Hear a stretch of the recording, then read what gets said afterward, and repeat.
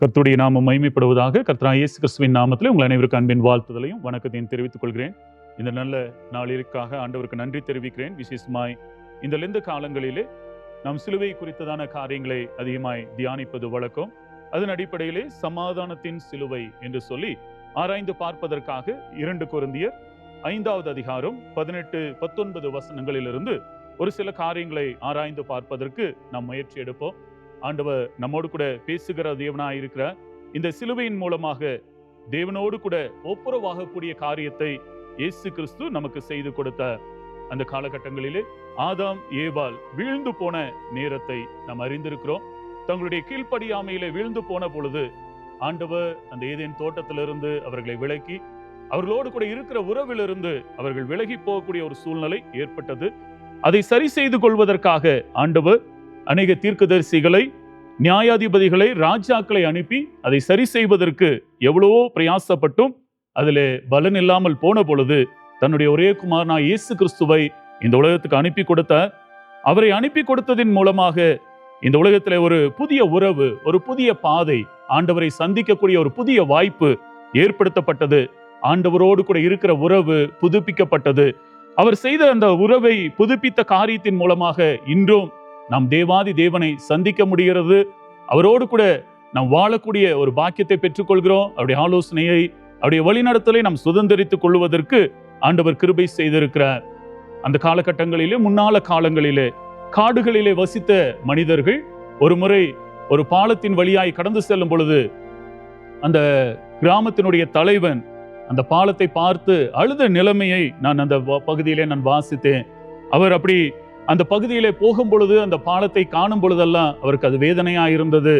சிறு பிள்ளைகள் எல்லாம் ஓடி வந்து, தாத்தா ஏன் இதற்காக அழுகிறீர்கள் என்று சொல்லி கேட்ட பொழுது அவர் சொன்ன, ஒரு காலகட்டத்தில் இந்த பாலம் இல்லை, இந்த கிராமத்தில் இருக்கக்கூடிய மக்கள் எல்லாம் இந்த ஆற்றை கடந்து அந்த சைடு போகணும், எப்படியாவது அங்க இருக்கக்கூடிய வளங்களை பெற்றுக்கொள்ளணும்னு சொல்லி முயற்சி எடுத்தோம். அதை பெற்றுக்கொள்ள முடியல.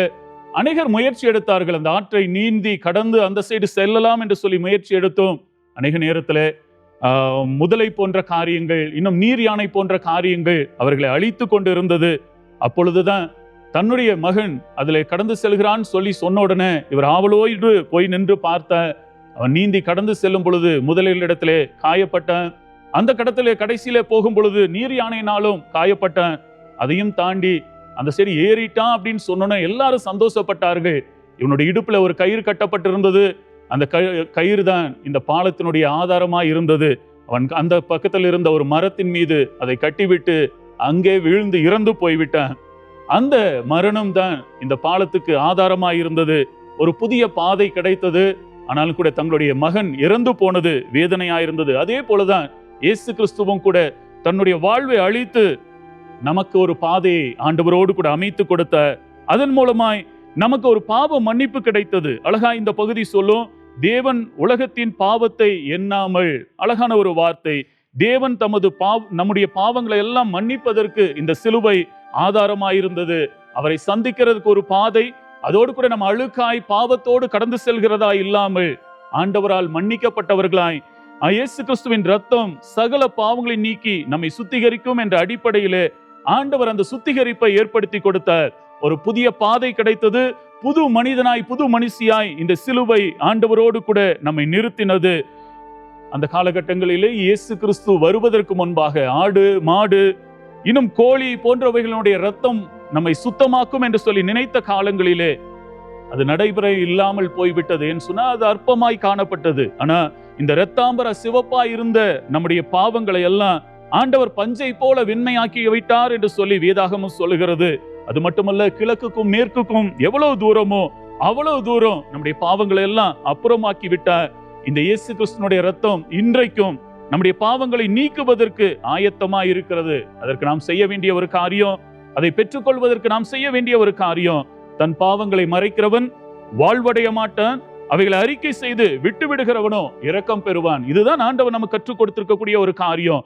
இயேசு கிறிஸ்து தேவனோடு நமக்கு சமாதானத்தை ஏற்படுத்தி கொடுத்து ஒரு பாதை அமைத்து கொடுத்தாலும், அதுல நாம் பரிசுத்தமாக்கப்பட்டாலும் அதுல நிலைத்திருக்க வேண்டும் என்கிற ஒரு நம்பிக்கையை நமக்கு அது கற்றுக் கொடுக்கிறது. நம்முடைய பாவங்களை மறைத்து நான் தெரியாமல் செய்து விட்டேன் என்று சொல்லி ஒப்பு கொடுக்காமல் நம் மறைத்து வாழுவதனாலே பிரயோஜனம் இல்லை.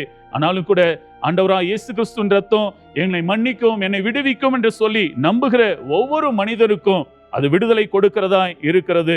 மூன்றாவது காரியமாக நாம் அதில் காண முடியும், இந்த ஒப்புரவாக்குதலின் ஊழியத்தை எங்களிடத்திலே ஒப்புவித்தார். அழகான ஒரு காரியம். இதை நான் பெற்றுக்கொண்டேன், எனக்கு ஒரு பாதை அமைக்கப்பட்டிருக்கிறது, நான் பாவ மன்னிப்பை பெற்றுக்கொண்டேன். இதை நான் மட்டும் வைத்துக் கொள்வதற்கு அல்ல, இது மற்றவர்களுக்கு சொல்லுவதற்காக, மற்றவர்களும் இந்த நன்மையை பெற்றுக் கொள்வதற்காக இது ஏற்படுத்தப்பட்டது. அழகாய் வேதாகமும் சொல்லும், ஆதாமுக்குள் எல்லோரும் மரிக்கிறது போல கிறிஸ்துவுக்குள் எல்லோரும் உயிர்ப்பிக்கப்படுவார்கள். இதுதான் நமக்கு கொடுக்கப்பட்டிருக்கக்கூடிய நம்பிக்கை. ஆதாமுக்குள்ளாய் எல்லாரும் மரித்து போனார்கள், ஆனால் கிறிஸ்துவுக்குள்ளால் எல்லாரும் உயிர்ப்பிக்கப்படுகிறார்கள்.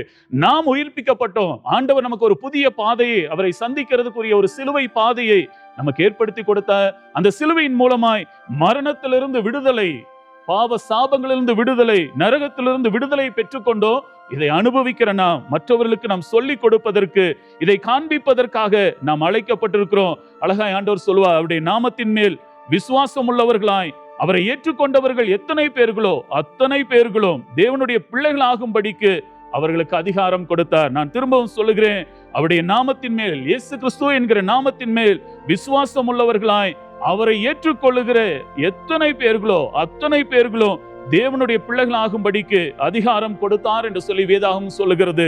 நீங்களும் நானும் ஆண்டவருடைய பிள்ளைகளாய் மாற்றப்பட்டோம். எப்பொழுது இந்த பாதையை விசுவாசித்தோமோ, எப்பொழுது பாவ மன்னிப்பை நான் பெற்றுக்கொள்ள வேண்டும் என்று சொல்லி நாம் அறிக்கையிட்டோமோ, அப்பொழுது அவருடைய பிள்ளையாய் நாம் மாற்றப்பட்டோம். அப்படி பிள்ளையாய் மாற்றப்பட்ட நாம் இதை நாம் வைத்துக் கொள்ளுவதற்கல்ல, இந்த உலகத்தில் இருக்கிற எல்லா மக்களும் ஆண்டவருடைய பிள்ளைகளாய் மாற்றப்பட வேண்டும் என்பதற்காக இந்த ஒப்புரவாக்குதலை, இந்த ஒப்புரவாக்குகிற சிலுவையை, சமாதானத்தின் சிலுவையை, ஆண்டவருடைய நாமத்தை நாம் மற்றவர்களுக்கு தெரிவிக்கும் பொழுது அவர்களும் கூட இந்த பாலத்தை கண்டுகொள்ளுவார்கள். நான் முன்னாலே சொன்னது போல, அந்த காட்டு பகுதியில் இருந்தவர்கள் பாலம் அமைக்கிறதற்கு முன்பாக அநேகர் அந்த ஆற்றிலே அடிக்கப்பட்டும், இன்னும் அந்த விலங்குகளினாலே கொல்லப்பட்டும் இறந்து போனார்கள். ஆனால் பாலம் அமைக்கப்பட்ட பிறகு யாரெல்லாம் ஆற்றுக்குள்ள போய் இறங்கி அந்த முதலைகளினாலும் அந்த நீர் யானைகளினாலும் கடிபடுகிறார்களோ அவர்களிடத்தெல்லாம் போய் சொன்னார்கள், நீங்க ஏன் இங்க கஷ்டப்படுறீங்க? அழகாய் ஒரு பாலம் அமைக்கப்பட்டிருக்கிறது, ஆண்டவரை சந்திக்கிறதுக்கு ஒரு பாதை அமைக்கப்பட்டிருக்கிறது, அந்த பகுதியிலே போய் நீங்கள் நிம்மதியாய் வாழ முடியும் என்று சொல்லி கொடுத்தார்கள். அதைத்தான் ஆண்டவர் நம்மிடத்தில் எதிர்பார்க்கிற இந்த லெந்து காலங்களிலே ஆண்டவரோடு ஒப்புரவாக்கப்பட்டு பரிசுத்தமாக்கப்பட்ட நாம் அந்த ஒப்புரவாக்குதலின் ஊழியத்தை, இந்த சிலுவை செய்த காரியத்தை மற்றவர்களுக்கு நாம் சுட்டி காண்பிக்கும் பொழுது இயேசு கிறிஸ்து நமக்கு செய்த காரியங்களை நாம் புரிந்து கொள்ள முடியும். 2 கொரிந்தியர் 5வது அதிகாரம் 21வது வசனம் சொல்லும், நாம் அவருக்குள் தேவனுடைய நீதியாகும்படிக்கு, இயேசு கிறிஸ்துவுக்குள் தேவனுடைய நீதியாகும்படிக்கு பாவம் அறியாத அவரை நமக்காக பாவமாக்கினார். அழகான ஒரு நம்பிக்கை. நம்மேல விழ வேண்டிய பாவங்களை எல்லாம் அவர் சுமந்து கொண்டார். அவர் சுமந்து கொண்டதின் மூலமாய் அந்த விடுதலையின் சமாதானத்தை, சந்தோஷத்தை நாம் பெற்றுக்கொண்டோம். இதை சுதந்தரித்துக் கொண்டு இதிலே நிம்மதியாய் வாழ்கிற நாம் மற்றவர்களுக்கு தெரிவிப்போம். அவர்களும் ஆண்டவருடைய பிள்ளைகளாய் மாறுதலை கண்டு நாம் மகிழ்ச்சி அடைய முடியும். தலையிலை தாழ்த்தி நாம் ஜெபிப்போம். அன்பும் கிருபை நிறைந்த கர்த்தாவே, எங்களுக்காக ஒரு குமாரனை இந்த உலகத்திற்கு அனுப்பி கொடுத்து அவருடைய பாடுகளின் வழியாய் எங்களை மீட்டு கொண்டு உம்மோடு கூட இணையக்கூடிய பெரிய பாக்கியத்தை கொடுத்தீர். அதற்காக நன்றி செலுத்துகிறோம். எங்களை பரிசுத்தமாக்கினீர். இந்த பரிசுத்தமாக்குதலின் ஊழியத்தை எங்களுக்கு கொடுத்திருக்கிறேன். இந்த நன்மைகளை சுதந்தரித்து அனுபவிக்கிற நாங்கள் மற்றவர்களுக்கும் தெரிவிக்கவும், அவர்களும் ஆண்டவருடைய பிள்ளைகளாய் மாறுகிறதை கண்டு மகிழ்ச்சி அடையும் நீர் எங்களுக்கு கிருபை தர வேண்டுமாய் நல்பிற்கு இயேசுவின் நாமத்தில் வேண்டிக் கொள்கிறோம் பிதாவே, ஆமீன்.